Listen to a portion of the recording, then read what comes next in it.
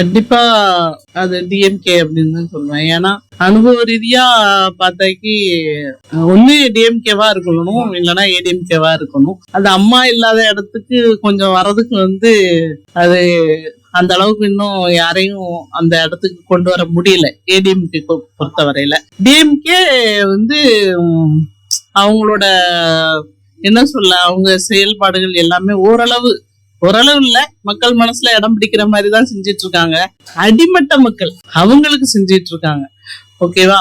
இப்போ சீமானா இருக்கட்டும், அப்படி இல்லைன்னா விஜயா இருக்கட்டும், அவங்க இன்னும் கத்துக்கிட வேண்டியது நிறைய இருக்கு. வரட்டும், சோசியல் ஒர்க் எல்லாம் நிறைய பண்ணி அதுக்கப்புறமா அவங்களுக்கு வாய்ப்பு கொடுக்கலாம் அப்படின்னு நான் நினைக்கிறேன். போராடிட்டு இருக்காரு, அவர் மாத்தி மாத்தி பேசுறாருல. அரசியலோட பொதுவா மாத்தி மாத்தாலே பேசுவாங்க. இருக்கட்டுமே, அந்த மாத்தி பேசுறது அப்பட்டமா தெரியும் பாத்தீங்களா? அந்த மாதிரி விஷயங்கள்ல டிஎம்கே பரவாயில்ல. ஆமா.